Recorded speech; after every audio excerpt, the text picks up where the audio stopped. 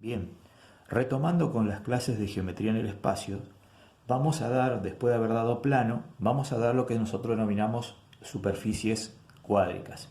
Las superficies cuádricas son superficies originadas por aquellas cónicas que nosotros hemos visto, como la circunferencia, la elipse, la hipérbola, la parábola. Entonces, al hacerla girar, generan una superficie y esa superficie tiene una ecuación y esa ecuación está adosada obviamente a un nombre. Vamos a empezar con la más común, las cuádricas, la más común de todas, que es la esfera. La esfera tiene la particularidad que todas las trazas son circunferencias, es decir, la intersección que tiene esa superficie, o sea la esfera, con los planos coordenados, siempre me van a formar circunferencia. Entonces la ecuación de la esfera queda dada de la siguiente manera: x al cuadrado más y cuadrado más z cuadrado igual a r cuadrado, suponiendo que nuestra esfera tiene su centro en el origen de coordenadas. Si estuviera desplazada, esto quedaría x menos x del centro todo al cuadrado, más y menos y del centro todo al cuadrado, más z menos z del centro todo al cuadrado, igual al radio al cuadrado. Le sigue el elipsoide. Dicho nombre se origina ¿por qué? Porque justamente las trazas que tiene esa cuádrica son elipses, es decir, que la intersección de esa superficie con los planos coordenados me dan siempre elipse. Entonces podríamos poner como ejemplo la pelota de rugby, podemos poner también como ejemplo el dirigible, es decir, esos son dos ejemplos muy claros de lo que es un elipsoide, cuya ecuación es x al cuadrado sobre a cuadrado más y cuadrado sobre b cuadrado más z cuadrado sobre c cuadrado igual a 1. El estudiante puede encontrar que cada vez que anula una variable, la x, la y o la z, se encuentra con que lo que queda son elipses, es decir, que esas son las intersecciones con los planos coordenados.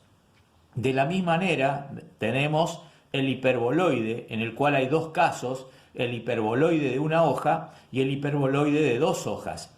El hiperboloide de una hoja tiene la particularidad de que de las tres variables x, y z, una sola es la que queda negativa. Por lo tanto, tenemos, esta sería la gráfica, tenemos en dos trazas, tenemos dos hipérbolas, y en la otra traza, que en este caso es la del piso, pero puede estar ubicada en cualquiera de los tres planos coordenados, tenemos una elipse. Es decir, que cuando hacemos z igual a 0, me queda una elipse.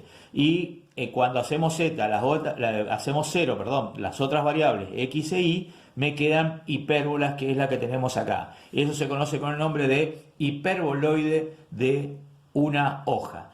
En cambio, si nosotros tuviéramos que hay dos variables que tienen signo menos, o sea que son negativas, estamos en presencia de lo que se conoce como hiperboloide de dos hojas.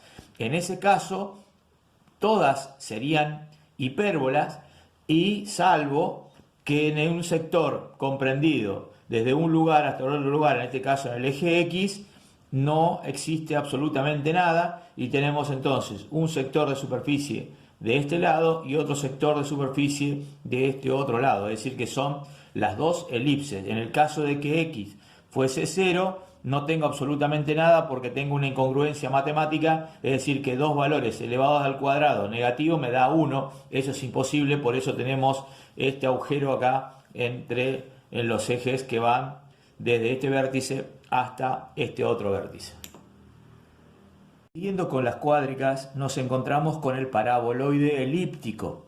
Se denomina así justamente porque en dos trazas son parábolas y en la otra traza se forma una elipse, es decir, que en realidad la traza sería un punto, pero a medida que aumenta el valor de z, se van teniendo distintas elipses, es decir, que las distintas etapas de z serían una elipse. Lo mismo podría estar ubicado en cualquiera de los otros ejes, de acuerdo a quiénes son las variables que están elevadas al cuadrado. En este caso, como x e y son las que están elevadas al cuadrado, el paraboloide va hacia el eje z. En el cambio de que si x y z estarían elevados al cuadrado, el paraboloide estaría ubicado envolviendo al eje Y. Y también sucede que si z cuadrado y y cuadrado son las únicas que están elevadas al cuadrado, en cambio x no, nuestro paraboloide envolvería al eje de las x. Acá tenemos entonces lo que nosotros denominamos paraboloide elíptico, porque justamente las parábolas al girar forman una elipse. Si A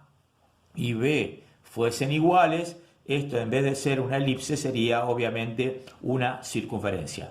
Y el paraboloide hiperbólico, que es uno de las superficies más usadas en arquitectura, que podemos tener nuestro ejemplo, el domo del Centenario acá en Resistencia, vemos que es una elipse, perdón, una hipérbola, acá la tenemos a la hipérbola, y acá tenemos sendas parábolas. Entonces se transforma en lo que se denomina un paraboloide hiperbólico. En ese caso las ecuaciones son distintas. En este caso teníamos un signo más en el paraboloide elíptico, y en el caso del paraboloide hiperbólico tenemos un signo menos.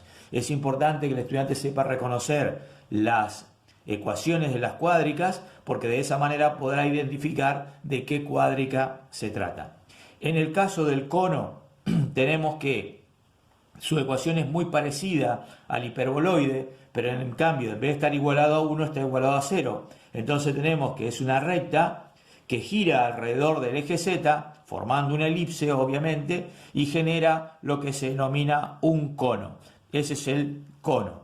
De la misma manera podemos tener también el cilindro recto, que es obviamente una recta sola que gira alrededor, en este caso, del eje Z, y fíjense que en la ecuación la variable Z no aparece. ¿Por qué? Porque nuestro cilindro nunca corta el eje de la Z, por lo tanto esa variable no participa en la ecuación.